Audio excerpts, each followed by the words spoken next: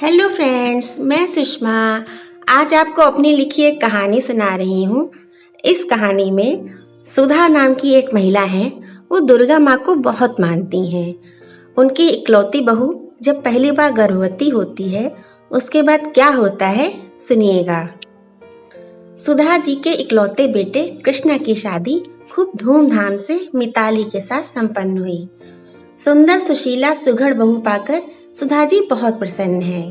बेटे की शादी हो गई, अच्छी बहू आ गई। अब सुधा जी की तीव्र इच्छा हो रही है कि साल भीतर ही मिताली बहू की गोदहरी हो जाए और वो एक पोते की दादी बन जाए, वंश आगे बढ़े। माता रानी की कृपा से सुधा जी की मनोकामना बहुत जल्द पूर्ण भी हो गई, यानी मिताली बहू माँ बनने वाली है। सुधा जी अब अपनी बहू मिताली का बहुत खास ख्याल रखने लगी हैं। साथ ही मिताली को तमाम हिदायतें भी देती रहती हैं। एक सुबह सुधा जी ने अपने बेटे से कहा, कृष्णा, आज तुम ऑफिस से छुट्टी लेकर मिताली बहू को डॉक्टर के यहाँ चेकअप के लिए ले जाना। मैंने अपॉइंटमेंट ले लिया है। कृष्णा ने कहा, मम्मी, मिताली के इस महीने के तो सारे टेस्ट करा चुका हूँ, अब किस लिए डॉक्टर के पास जाना? आज खास जांच करवानी है। सुधा जी ने बेटे कृष्णा को जवाब दिया। खास जांच मतलब? कृष्णा को अपनी माँ सुधा की बात समझ नहीं आई थी। अभी बताती हूँ, कहकर सुधा जी ने बहू मिताली को भी अपने पास बुलाया और कहा, देखो कृष्णा और मिताली, मैं एक बात साफ कह देती हूँ कि मिताली बहू के पैरोठी का लड़का ही होना चाहिए। इसलिए तुम लोग जाओ और जांच करवाओ कि मालती बहू के गर्भ में लड़का है या लड़की। अपनी माँ सुधा की बात सुन कृष्णा अवाक रह गया। उसने कहा, मम्मी जी, आप ये कैसी जांच करवाने के लिए कह रही हैं? कृष्णा ने मिताली की ओर देखा, फिर अपनी माँ से आगे कहा, मम्मी, हमें इस बात से कोई फर्क नहीं पड़ता कि हमारे लड़का होगा या लड़की। जो भी हो, बस स्वस्थ हो। दूसरी बात, लिंग जांच करवाना अब कानूनन अपराध हो गया है। कृष्णा की बात सुन सुधा जी ने कहा, अब कानून की सीख मुझे मत दो। 4 पैसे खर्च करो, सब पता चल जाता है। दूसरी बात कि तुम्हें लड़का लड़की सब मंजूर होगा, मगर मुझे पहला पोता ही खिलाना है। बस मैंने कह दिया और मुझे कुछ नहीं सुनना। कृष्णा अपनी माँ की जिद से हैरत में पड़ गया। उसने पूछा, मम्मी, लिंग परीक्षण में बेटी होने का पता चला तो क्या?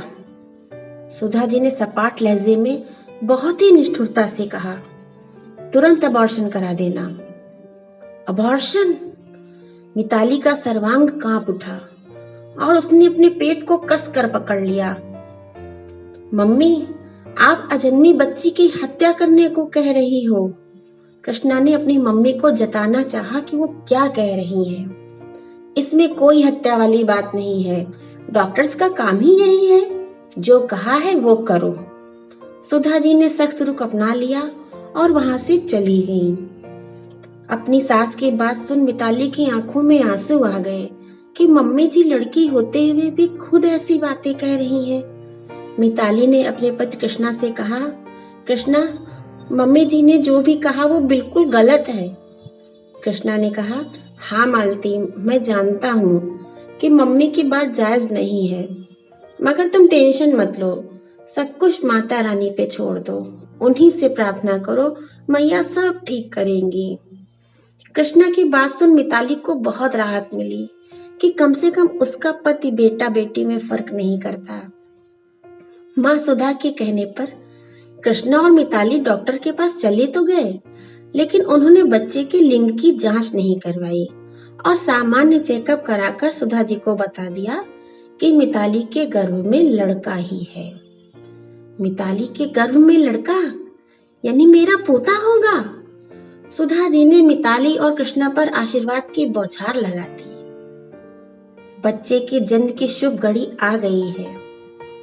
अस्पताल में कृष्णा के साथ सुधा जी भी मौजूद हैं और प्रतीक्षा कर रही हैं कि जल्दी से नर्स आकर उन्हें पोता होने की सूचना दे। वो बहुत बेचैनी से डिलीवरी रूम के बाहर इधर से उधर चक्कर लगा रही हैं। मिताली के साथ कौन है? नर्स ने डिलीवरी रूम के बाहर आकर पूछा। हम हैं, हम, मिताली मेरी बहू है। नर्स की आवाज सुनते ही सुधा जी उसकी ओर दौड़ी। नर्स ने कहा, मिताली की बेटी हुई है। बेटी? सुधा जी चौंकी। नहीं नहीं, बेटी नहीं, बेटा हुआ होगा, आप ठीक से देखिए। बेटी होने की बात सुन सुधा जी के होश उड़ गए थे। जी, मैंने ठीक से ही देखा है, बेटी हुई है, नर्स ने फिर से बताया। अरे, ऐसे कैसे बेटी हो सकती है? बहू की जांच करवा चुकी हूँ मैं, उसमें तो लड़का बताया था। कहीं बदल तो नहीं दिया मेरे पोते को आप लोगों ने? नर्स ने कहा, जी नहीं, बच्ची होने के तुरंत बाद ही मिताली को दिखा दिया था। इतना कहकर नर्स वापस अंदर चली गई। सुधा जी घबरा गईं और अपने बेटे से पूछा, कृष्णा बेटा, तुमने मिताली बहू की जो जांच करवाई थी उसमें तो लड़का ही बताया था ना? कृष्णा ने माँ को सच्चाई बताने का यही सही वक्त समझा। मम्मी, हमने बच्चे की लिंग जांच नहीं करवाई थी। क्या? इसका मतलब तुम दोनों ने मुझसे झूठ बोला था कि मिताली के गर्भ में लड़का है? हाँ माँ, कहकर कृष्णा ने सर झुका लिया। सुधा जी ने कहा, बहू तो पराये घर से आई है, लेकिन तूने भी मुझसे झूठ बोला। मम्मी, मेरी बात को समझने की कोशिश करो। कृष्णा ने माँ को अब समझाने की कोशिश की, लेकिन सुधा जी ने कृष्णा को कुछ भी कहने से रोक दिया और तेजी से चलते हुए अस्पताल के बाहर आ गई। कृष्णा भी उनके पीछे मम्मी मम्मी चिल्लाता हुआ भागा, लेकिन सुधा जी ने पीछे मुड़कर नहीं देखा और वापस घर आ गई। तीसरे दिन जब बच्ची को लेकर मिताली और कृष्णा अस्पताल से घर पहुंचे तो सुधा जी ने अपना कमरा बंद कर लिया। घर में मौजूद काम वाली ने मिताली और बच्चे के नहाने के लिए पानी गर्म किया और मिताली को दूध पीने के लिए दिया। बच्ची को भी काम वाली ने ही नहलाया। कृष्णा ने अपनी माँ सुधा के कमरे का दरवाजा खटखटाकर आवाज लगाई, मगर सुधा जी ने ना तो दरवाजा खोला ना कोई जवाब दिया। ये देखकर काम वाली ने कृष्णा से कहा, साहब माफ कर दीजिए, छोटे मुंह बहुत बड़ी बात कह रही हूँ। लग रहा है मम्मी जी को बेटी होने की खुशी नहीं हुई है। मेम साहब को इस समय खास देखभाल की जरूरत है। मेरी मानो तो आप मेम साहब को उनके मायके भेजाओ। अपनी सास के व्यवहार से मिताली को बहुत दुख पहुंचा था। कृष्णा को भी अपनी मम्मी से ऐसे व्यवहार की उम्मीद न थी। मजबूरन मिताली नवजात बच्ची को लेकर मायके जाने को तैयार हो गई। कृष्णा ने एक बार फिर अपनी माँ के कमरे का दरवाजा खटखटाकर कहा, मम्मी, मिताली मायके जा रही है। मगर सुधा जी ने तब भी कोई जवाब न दिया। मिताली का मायका लोकल में ही था। मिताली को मायके भेजकर जब कृष्णा वापस घर आया तो सुधा जी किचन में अपनी चाय बना रही थी। उनका मुंह बहुत उतरा हुआ था। गुस्सा हो मम्मी? कृष्णा ने अपनी माँ सुधा से कहा, लेकिन सुधा जी ने कोई जवाब न दिया और अपनी चाय का कप लेकर टीवी देखने बैठ गई। कृष्णा भी मम्मी के पास ही बैठ गया। मम्मी, आप बेटा बेटी में फर्क क्यों कर रही हो? बेटी हुई है तो वह भी मेरी ही है और बेटा होता तो वह भी मेरा ही होता। सुधा जी ने तो जैसे अपने कान और मुंह पर ताला जड़ दिया था। उन्होंने कृष्णा को कोई जवाब न दिया। मिताली को मायके गए 1 महीना हो चुका है।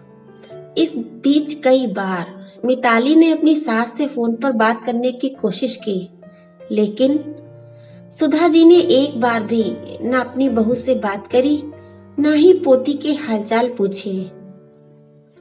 नवरात्र प्रारंभ हो गए हैं। घर घर में माँ दुर्गा के 9 स्वरूपों की आराधना होने लगी है। सुधा जी पूरे भक्ति भाव और विधि विधान से नवरात्र व्रत करती हैं। घर में कलश स्थापना कर अखंड ज्योत जलाती हैं। नवमी को कन्या पूजन करने के बाद ही सुधा जी व्रत का पारण करती हैं। हर बार की तरह इस बार भी सुधा जी ने अपने घर में माता की चौकी रखी है। मोहल्ले भर की औरतों के साथ अपने महिला मंडल की सभी सदस्यों को कीर्तन का बुलावा भेज दिया है। सुधा जी खूब उत्साह पूर्वक कीर्तन की तैयारी कर रही हैं। कीर्तन का समय भी हो गया है, लेकिन अभी तक ना कीर्तन मंडली वाले आए हैं और ना ही मोहल्ले की औरतें आई हैं। आधा घंटा और बीत गया। सुधा जी माँ की चौकी के सामने बिछाई दरी पर बैठी दरवाजे पर निगाहें टिकाए हैं। हर बार तो मोहल्ले की औरतें कीर्तन मंडली आने से पहले ही आ जाती थी, प्रसाद के पैकेट बनवाने में हाथ बटाती थी, मगर इस बार सबकी सब कहाँ है और ये कीर्तन मंडली कहाँ रह गई? सुधा जी ने कीर्तन मंडली को फोन मिलाकर पूछा, आप लोग कहाँ हैं? अभी तक आए क्यों नहीं? कीर्तन मंडली के सदस्य ने कहा, हम आपके यहाँ कीर्तन करने नहीं आएंगे, ना ही कोई आपके घर कीर्तन सुनने आएगा। आपने शक्ति स्वरूपा माँ दुर्गा का अपमान किया है। क्या? मैंने मैया का अपमान किया है? ये क्या कह रहे हैं आप? Hello hello hello. कीर्तन मंडली वाली ने फोन डिस्कनेक्ट कर दिया था। सुधा जी ने दोबारा फोन मिलाया तो कीर्तन मंडली का फोन स्विच ऑफ हो चुका था।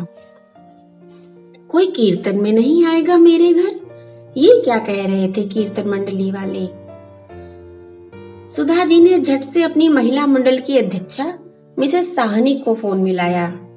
मिसेस साहनी ने फोन रिसीव किया और सुधा जी उनसे कुछ पूछ पाती उससे पहले ही मिसेस साहनी ने कहा, I am not sorry to say this. Sudha ji, हमारे ग्रुप से कोई भी सदस्य आपके यहाँ कीर्तन में नहीं आएगा। क्यों? क्या हो गया है आप सबको? आप सबने कीर्तन का निमंत्रण स्वीकार किया था। अगर कीर्तन में नहीं आएंगी तो ये मैया जी का अनादर होगा, सुधा जी ने कहा। मिसेस साहनी ने हल्का सा हंसते हुए व्यंग्यात्मक स्वर में कहा, सुधा जी, हम पर इल्जाम लगाने से पहले जरा खुद के गिरेबान में झांक कर देखिए, आपको पता चल जाएगा कि माता रानी का अनादर हम कर रहे हैं या आपने किया है। सुधा जी ने तुरंत कहा, मैंने कभी माता रानी का अपमान नहीं किया। आप में से जिस के यहाँ भी माता रानी का कीर्तन हुआ है, मैं आई हूँ। रात भर चलने वाले जागरण में भी पूरी हाजिरी लगाई है।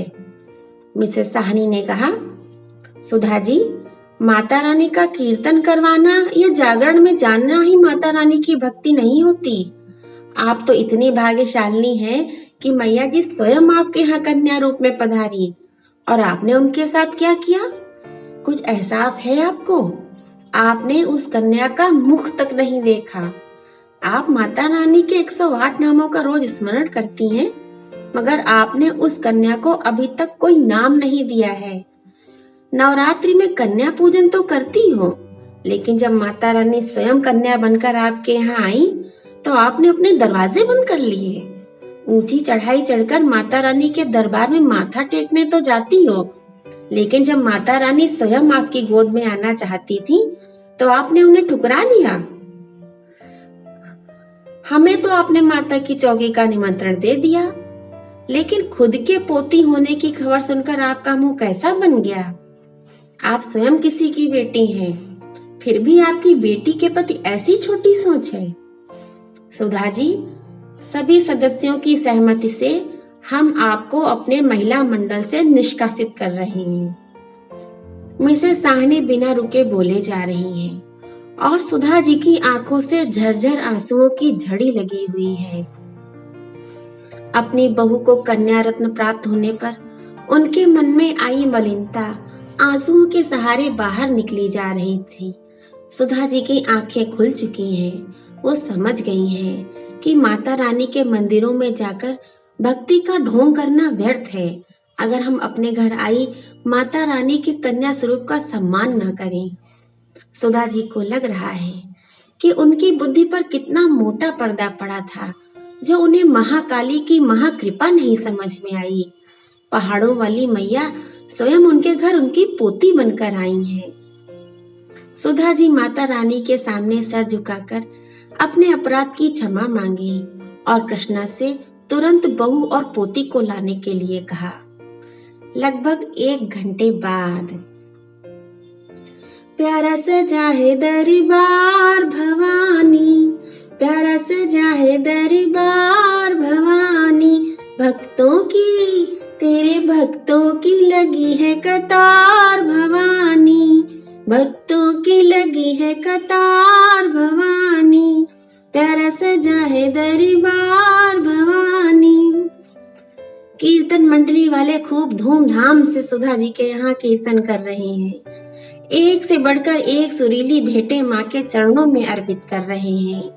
महिला मंडल की सदस्यों और मोहल्ले की औरतों के साथ अपनी पोती को गोद में लिए सुधा जी खूब प्रसन्नता, पूरी तन्मयता से कीर्तन कर रही हैं। और सुधा जी का बेटा कृष्णा मन ही मन माता रानी को धन्यवाद दे रहा है कि उसकी माँ को उनकी भूल समझ में आ गई कि बेटा बेटी में कोई फर्क नहीं होता।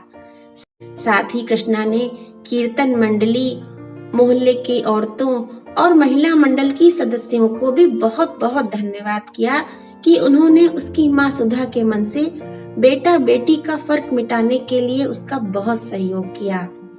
दरअसल कृष्णा ने ही सबको बता दिया था कि किस तरह उनकी माँ ने बहू के बेटी पैदा होने पर अपनी बहू और पोती से मुंह फेर लिया था। ये जानकर कीर्तन मंडली, मोहल्ले की औरतों और महिला मंडल ने मिलकर सुधा जी के दिल से बेटा बेटी के फर्क को मिटाने की ये योजना बनाई थी। जय माता दी।